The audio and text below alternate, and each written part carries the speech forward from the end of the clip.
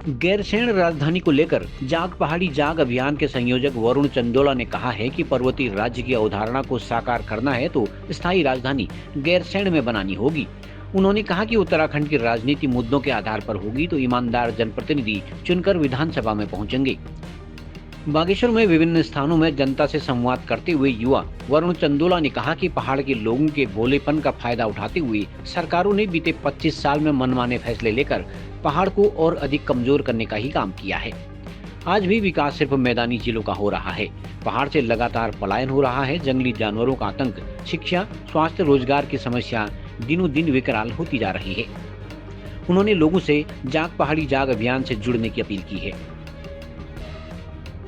मुख्य उद्देश्य है कि अपने पहाड़ के आदमी को ये समझाएं कि हमें अपने हक की बात स्वयं रखनी पड़ेगी। 25 साल हो गए, हम कह रहे हैं जाग पहाड़ी जाग, अब तो हो गए 25 साल, क्योंकि हल्द्वानी रुद्रपुर ही कुमाऊं नहीं है, देहरादून हरिद्वार ही गढ़वाल नहीं है। तेरे गांव में भी हो डॉक्टर, तुझे भी मिले बेहतर शिक्षा। क्योंकि आज अगर मैं इस बागेश्वर में हूँ, आज इतना बड़ा यहाँ उत्तरायणी कौतिक हो रहा है, हम जिसका ऐतिहासिक वो है, इसलिए हम यहाँ पे आए हैं। हम बाबा बागनाथ से भी ये प्रार्थना करने आए कि ऐसा क्या हो गया कि राज्य बनने के 25 साल तक हमारे पास यहाँ स्वास्थ्य सुविधाएं नहीं है।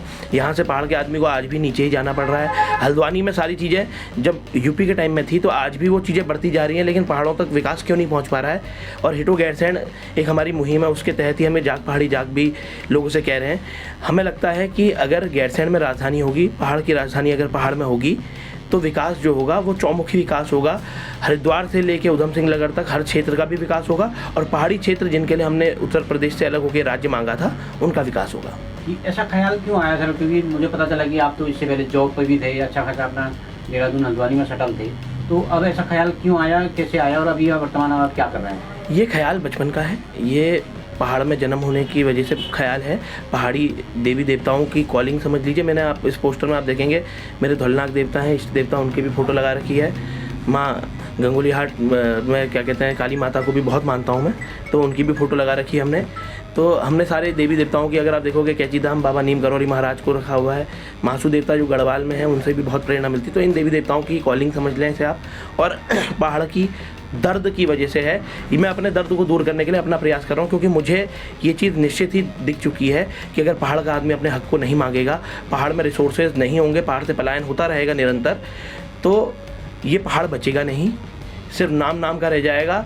बाद में यहाँ पे कोई कॉरपोरेट आके यहाँ पे कोई अपना म्यूज़ियम खोलेंगे या वाइल्ड लाइफ सेंचुरियाँ रन करेंगे, जैसे आज की डेट में होटल्स चला रहे हैं या कुछ चला रहे हैं। तो पहाड़ों को बचाना है तो पहाड़ी को अपने हक की बात करनी पड़ेगी। वो जिस भी राजनीतिक मत का हो, जिस भी सोच का हो, उसे पहाड़ की बात अपने नेताओं से करनी पड़ेगी। इस जागरूकता को लेके ही ये जाग पहाड़ी जाग हम पूरे कुमाऊं गढ़वाल हर पहाड़ी क्षेत्र में हम अपने इस मुहिम को लेके जा रहे हैं। कई बार ये भी आरोप लगता है कि सर कुछ युवा एक जुनून लेके चलते हैं और देहरादून दिल्ली बैठ के पहाड़ बचाने की बात करते हैं, तो क्या आपको नहीं लगता कि इस तरह के आरोप आप पर भी लग सकते हैं? देखिए सर, मैं हल्द्वानी में भी इस्टेब्लिश था, देहरादून में भी इस्टेब्लिश्ड हूँ, मेरे पास वहाँ भी है। मेरा गांव बागेश्वर में, मैं अभी आज अपने गांव में ही खड़े होकर आपसे बात कर रहा हूँ। और मैं यहाँ पे शिफ्ट हो के अपने परिवार के साथ यहाँ पे रहने के लिए आ रहा हूँ, क्योंकि मैं यहीं से निकला था। यहाँ बेरीनाग में मेरी जब शिक्षा चल रही थी, जब अंग्रेजी में के इंग्लिश मीडियम स्कूल 8 तक ही होते थे, मेरी बहन की पढ़ाई के चक्कर में हम नीचे को गए थे, पढ़ लिख लिया हमने, देश विदेश में एक्सपोजर ले लिया। अब समय है अपनी मातृभूमि की सेवा करने का, और जब हम यहीं के हैं, हमारे पितृ यहीं के हैं, हमारे देवते यहीं के हैं, तो हम यहीं आके करेंगे। हल्द्वानी से करना होता तो मैं हल्द्वानी में था, मैं हल्द्वानी में ही कर रहा होता। मैं पूरे पहाड़ों में सिर्फ इसीलिए घूम रहा हूँ क्योंकि जाग पहाड़ी जाग, मुझे उस पहाड़ी को ही जगाना है जो हल्द्वानी में भी रह रहा है, उस पहाड़ी को भी जगाना है। अगर थोड़े से साधन संपन्न हो गए हो तो अपने गांव की ओर झांको। दिल्ली में जो प्रवासी उत्तराखंडी हैं उनसे भी कह रहा हूँ कि अगर आपने इतने साल वहाँ पैसे कमा लिए, कुछ करिए, अपने गाँव की ओर झाँकें।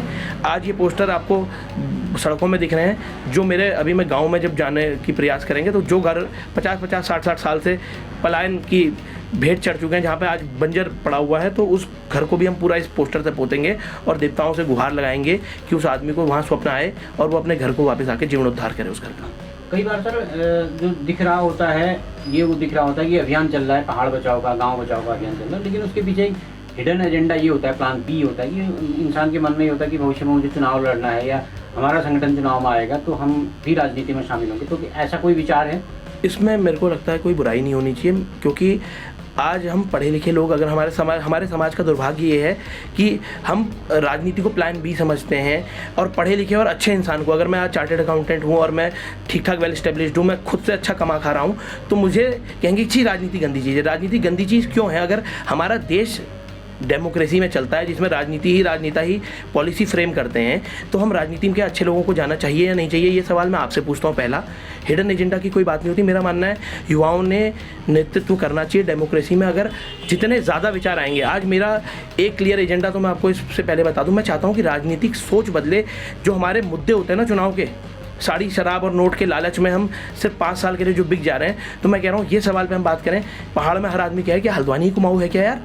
ये सवाल, इन सवालों के लिए अभी ये जागरूकता है, और इसके लिए जो लोग लड़ेंगे उनको भी सपोर्ट करेंगे।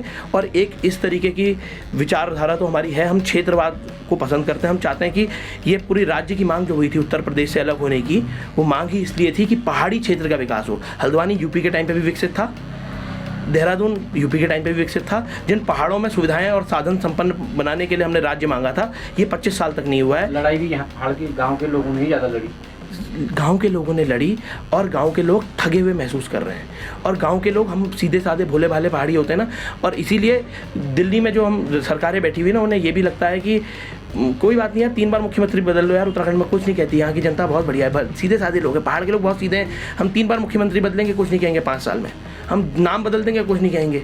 हम क्या कहते हैं, इनको बेच देंगे, इनका क्या संसाधन को बेच देंगे, ये कुछ नहीं कहेंगे। तो ये चीज़ बहुत हो गई। 25 साल तक तो हमने झेल लिया, मेरा मानना है। इसीलिए फिर से कहूँगा कि जाग पहाड़ी जाग, अब तो हो गए 25 साल।